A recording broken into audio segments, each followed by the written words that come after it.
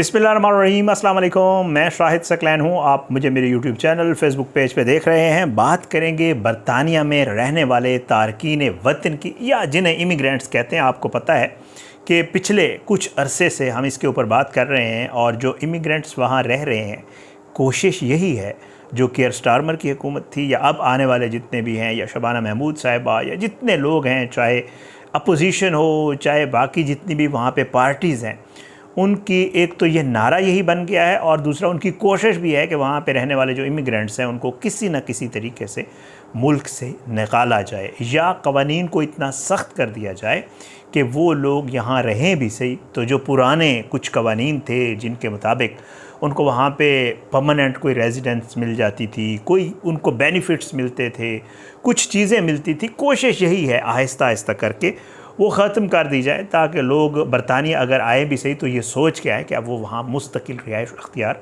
नहीं कर सकेंगे। इसी हवाले से आज हम बात करेंगे, और आपको मैंने पहले भी एक वीडियो की थी जिसमें बताया था कि अब बहुत सारे ऐसे लोग जिनके पास बरतानवी शहरियत मौजूद है, वहीं के रिहायशी हैं, वो भी अब बरतानिया छोड़कर मुख्तलिफ़ ममालिक का रुख कर रहे हैं। उसकी वजह मैंने उस वीडियो में भी बताई थी, लेकिन आज की वीडियो में भी थोड़ी सी चीज़ें बताएँगे, क्योंकि अगर आप समझदार हैं थोड़ा सा तो आपने भी यही करना है। क्योंकि पहले जो एक उम्मीद होती थी ना ILR की, वो अब तकरीबन ख़त्म होती जा रही है। 5 साल, 10 साल, 15 साल, 20 साल, पता नहीं क्या सिलसिला हो।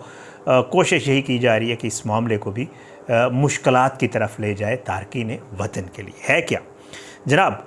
अब हो ये रहा है कि जी जो उम्मीद थी ILR की 5 साल वाली, वो भी अब ख़त्म हो चुकी है, और समझदार तारकीन वतन स्पेन और कनाडा जा रहे हैं। अब आपको अंदाज़ा है, जैसे मैं आपको बता चुका हूँ, कि हालात जो है वो बदलते जा रहे हैं।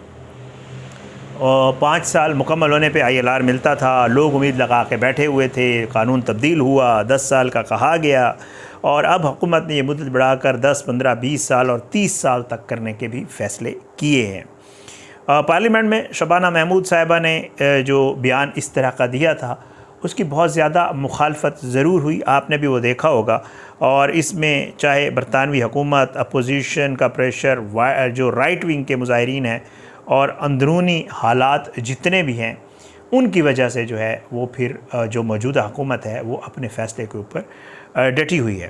अब हो ये रहा था कि कीयर स्टारमर के दौर में ये सब कुछ हो रहा था, और लोग ये समझ रहे थे कि सिर्फ कीयर स्टारमर ही जो है वो ज़्यादा ज़ोर दे रहे हैं, और वो इमिग्रेंट्स के ख़िलाफ़ सख्त कवानीन बना रहे हैं। लेकिन और उम्मीद ये लगा बैठे थे कि अगर कीयर स्टारमर चला गया तो शायद उसके बाद कोई तब्दीली आएगी। लेकिन अनफॉर्चुनेटली हो ये रहा है कि जो नए वज़ीर-ए-आज़म आ रहे हैं, उनका ताल्लुक़ भी आपको पता है कि जी मैनचेस्टर से है। तारकीन वतन की वहाँ बड़ी तादाद आबाद है, और लोग ये उम्मीद कर रहे थे कि जैसे शबाना से उम्मीद कर रहे थे कि ख़ुद इमिग्रेंट्स हैं तो उनके दिल में कोई इमिग्रेंट्स के लिए नरम गोशा होगा, तो इनके हवाले से भी, एंडी के हवाले से भी था कि शायद इनके दिल में भी कोई नरम गोशा होगा, लेकिन कुछ नज़र आ नहीं रहा। और जो ज़ाहिर है ये सारे मामलात जो है वो चला तो इस्टेब्लिशमेंट ही रही होती है ना। हर मुल्क की अपनी एक इस्टेब्लिशमेंट होती है जो सारे मामलात चलाती है, वहाँ पे भी ऐसा ही है। और वो वज़ीर-ए-आज़म चाहें भी सही, शबाना महमूद चाहें भी सही, तो जो इस्टेब्लिशमेंट है वो कभी भी ये नहीं होने देगी कि जो इमिग्रेंट्स हैं उनके हवाले से कवानीन में नरमी लाई जाए, बल्कि ये जो है जो ILR के कवानीन हैं उनको जो है सख्त बनाया जाएगा, मज़ीद सख्त किया जाएगा। अच्छा, अब हो ये रहा है कि बरतानिया के इन सख्त फ़ैसलों के ख़िलाफ़ पिटीशंस भी दायर हुई, आपको हमने ज़िक्र किया। हाउस ऑफ कॉमन्स में बहस भी हुई, लेकिन ये जो हुकूमत है ये पीछे हटने को बिल्कुल भी तैयार नहीं है। इस सूरत हाल को देखते हुए जो समझदार तारकीन वतन हैं, उन्होंने बजाय इसके कि वेट एंड सी की पॉलिसी की जाए, इंतज़ार किया जाए, रुका जाए कि देखते हैं शायद हुकूमत तब्दील हो जाए, शायद हुकूमत के जहन में कुछ और आ जाए और वो इन पॉलिसीज़ को तब्दील कर दें, जो समझदार लोग हैं वो आहिस्ता आहिस्ता बरतानिया को छोड़कर स्पेन और कनाडा का रुख कर रहे हैं। इससे कबल भी बताया ये जाता है कि एक साल में तकरीबन 20,000 जो बरतानवी पासपोर्ट होल्डर्स हैं, वो जो है UK में महंगाई बहुत ज़्यादा, इन्फ्लेशन हुई है, टैक्सेस बहुत ज़्यादा लगाए जा रहे हैं।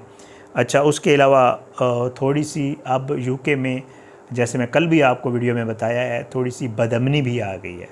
और वहाँ पे जो है वो नस्ल परस्ती वाला मामला भी शुरू हो गया है। मुस्लिम्स के ख़िलाफ़ आपको पता है वहाँ पे कार्रवाइयाँ हो रही हैं, बाकी भी इस तरह के मामलात हैं।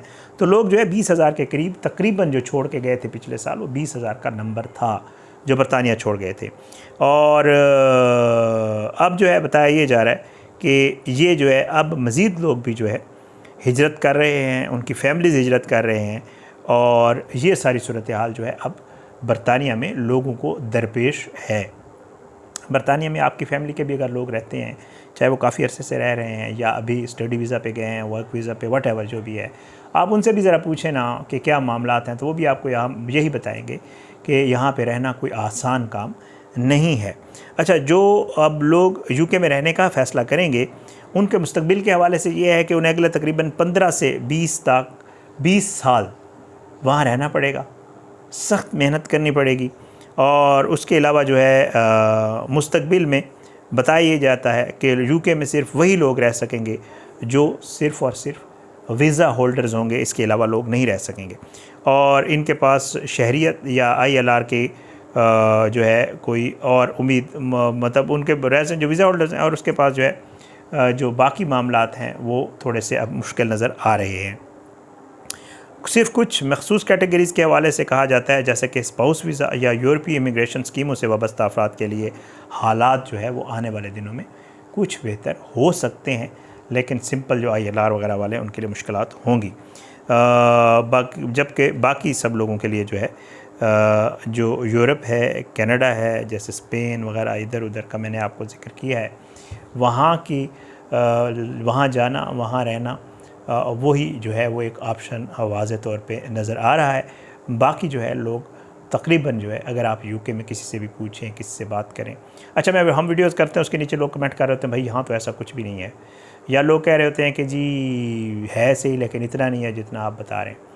तो क्योंकि हमने ख़बरों को देख के एक डेटा वहाँ से शेयर किया जाता है जो ऑफिशियली हुकूमत की तरफ से शेयर किया जाता है। आप ख़ुद सोचें ना कि एक साल में 20,000 लोगों का, और ऐसे लोगों का छोड़ के जाना जिनके पास बरतानवी शहरियत मौजूद है। ऐसे नहीं कि जो इमिग्रेंट्स थे, आए थे इमिग्रेशन के लिए आए थे और वहाँ से भाग गए, वो वाला सीन नहीं है।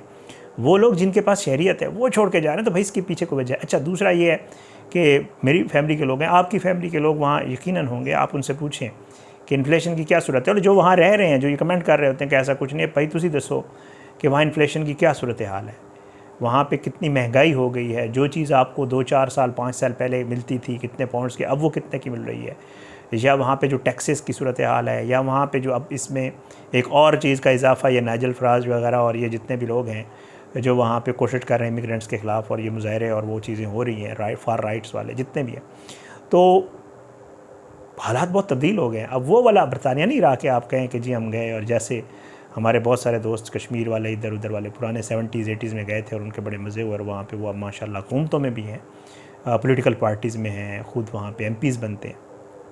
वो वाले मामला अब रहे नहीं हैं। पूरी दुनिया में, ना सिर्फ बरतानिया में, पूरी दुनिया में अब हर चीज़ तब्दील हो गई है, और हर मुल्क की यही कोशिश है, क्योंकि सीधी सी बात है, भागम भाग का मामला है। हर मुल्क की यही कोशिश है कि वो सबसे ज़्यादा अपने शहरियों को फैसिलिटेट करे। बाहर से आए लोगों को क्यों दें भाई चीज़ें, बेनिफिट्स दें, उनको रखें भी सही, नखरे भी उनके बर्दाश्त करें, फिर उनके ख़र्चे भी बर्दाश्त करें।